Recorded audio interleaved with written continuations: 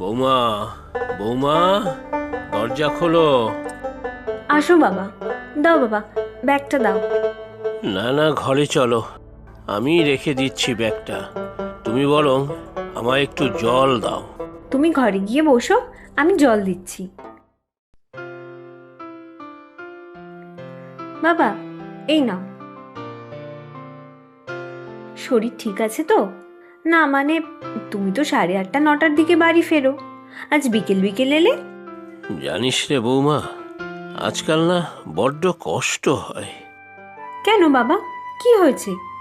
কাজের জায়গায় কিছু সমস্যা? এই ভিড়, ট্রেনে করে কাজে যেতে হয়। ট্রেন একটু দেরি করলে ভিড় আরো বাড়ে। তার উপর পরের কাজ, একটু দেরি হলেই কথা শুনতে হয়। হ্যাঁ বাবা, সেই সকালবেলা যাও, তখন ট্রেনে খুব ভিড়, আবার আসার সময়ও ভিড় ট্রেন। তাহলে আজ এত তাড়াতাড়ি চলে এলে? আজ শরীরটা বড্ড খারাপ লাগছিল রে মা। কি হয়েছে বাবা? ডাক্তার কাকুর কাছে নিয়ে যাব তোমাকে? না রে মা, দেখি নিজের থেকেই হয়তো ঠিক হয়ে যাবে। আজ সকালে যাওয়ার সময় ভিড়ের মধ্যে একটা সজোরে ধাক্কা এসে কোমরে লাগে। সেই ব্যথা নিয়ে থাকতে না পেরে কাজের জায়গায় হাফ ছুটি নিয়ে চলে এলাম। বাবা, একবার ডাক্তার কাকুকে দেখিয়ে নিলেই তো পারতে। না না, শুধু শুধু খরচ বাড়বে। তার থেকে একটু বিশ্রাম নিলেই ঠিক হয়ে যাবে। কাজের জায়গায় তো সারাক্ষণ দাঁড়িয়ে থাকতে হয়, তাই ব্যথা করছে। আচ্ছা বাবা, তুমি একটু খাওয়া দাওয়া করে শুয়ে পড়ো। হ্যাঁ, তা ঠিক। দেখি ঘুমোলে যদি ব্যথাটা একটু কমে। আবার তোমা সকালে উঠে একই গল্প, ওই ভিড় ঠেলাঠেলি করে। ওখানেই শরীর কাহিল হয়ে যায় অর্ধেক। তারপর পরের কাজের খাটনি, আর ফেরার সময় শরীর আর সাথ দেয় না। তবে করতে তো হবেই রে। কাল কাজে যেতে হবে না বাবা, একটু বিশ্রাম নাও। না রে মা, এরকম ভাবে হয় না। ছেলেটাও বাইরে বাইরে লেবারের কাজ করে, কতই বা ইনকাম। আমি এখানে একটা যদি অন্য কাজের সন্ধান পেতাম। হ্যাঁ বাবা, আছে, তবে সেটা নিজের কাজ, নিজে পরিশ্রম করে তবে উপার্জন করতে হবে। কি কি কাজ রে মা? তুমি যদি রাজি হও, এগিয়ে যাও, তো তবে আমিও তোমার সঙ্গে আছি। আমি আমি রাজি রে মা, তুই বল। আমি পারবো না এমন কোনো কাজই নেই। তাহলে তুমি এখন খেয়ে দিয়ে শুয়ে পড়ো, সকালবেলা সব বলবো। আচ্ছা ঠিক আছে, যা ভালো বুঝিস তুই।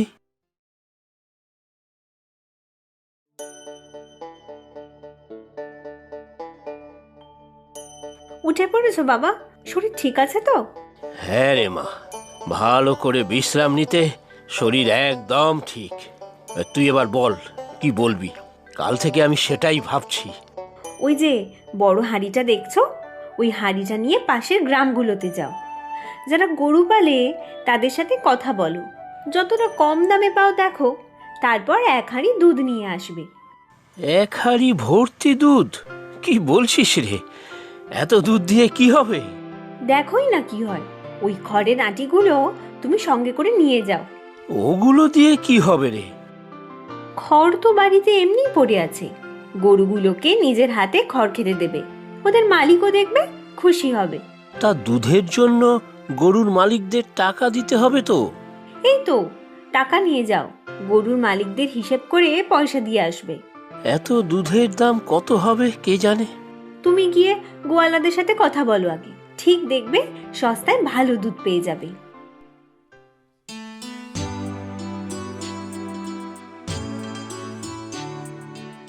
এই দেখ বৌমা, 1 হাঁড়ি দুধ এনেছি রে। কত গোয়ালার সাথে কথা হলো। খুব ভালো বাবা, এবার ওই যে হাঁড়িটা উনুনের ওপর বসানো আছে, তাতে দুধ ঢেলে দাও, সাবধানে ঢেলো, পড়ে যেও না যেন। এত দুধ গরম করে কি করবি?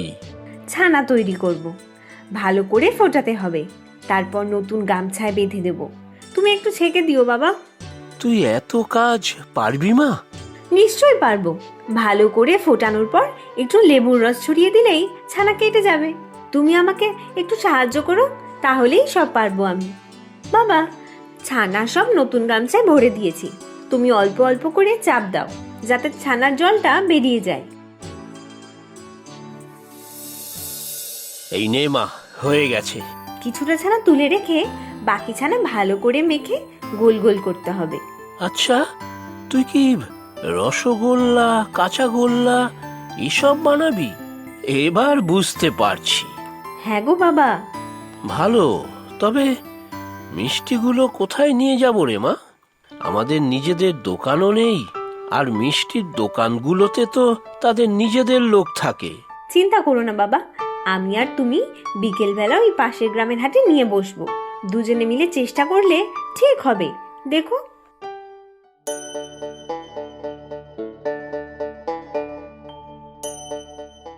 বেশ অনেকগুলোই হলো রে। এবার তুমি কিছু ছানা চৌকো চৌকো করে কাটো, আমি ওদিকে উনানে মিষ্টির রস ফোটাতে দিই। হ্যাঁ রে, চৌকোগুলো দিয়ে কি করবি?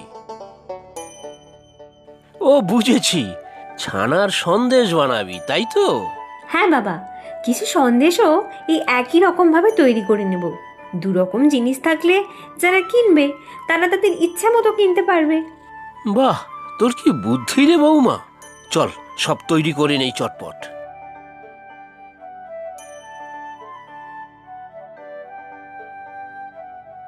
যতটা হয়েছে থাক এখন, এবার তুমি আসো, ভাত খাবে, তারপর সব গুছিয়ে নেব। হ্যাঁ চল, এইভাবে হাটে বসে বিক্রি ভালো হলে আমি আর খোকা কিছু টাকা দিয়ে একটা দোকান করব।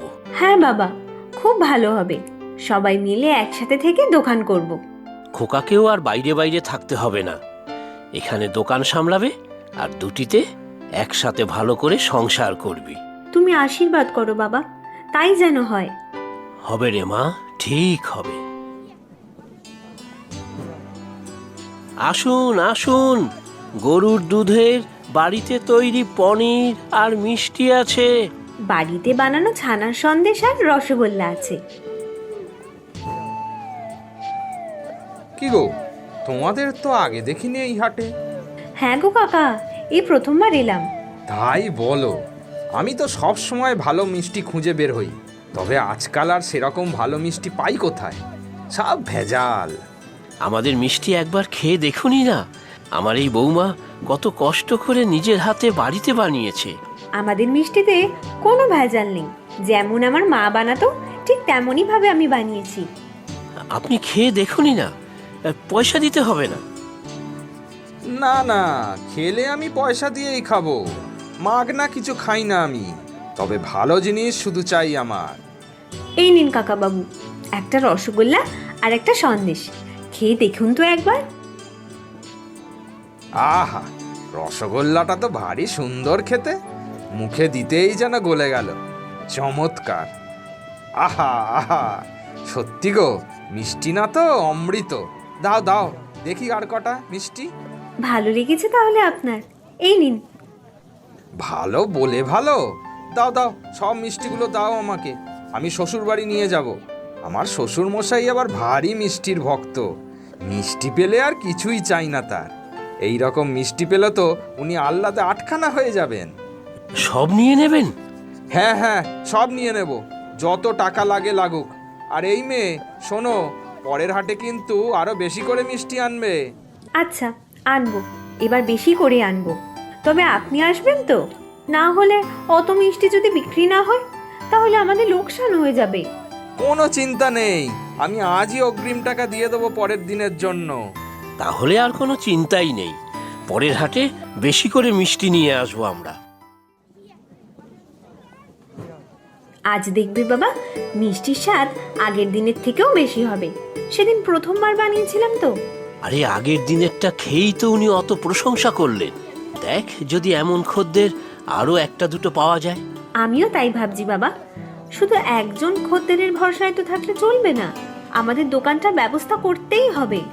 দেখিস, ভগবান ঠিক কিছু একটা ব্যবস্থা করবেন।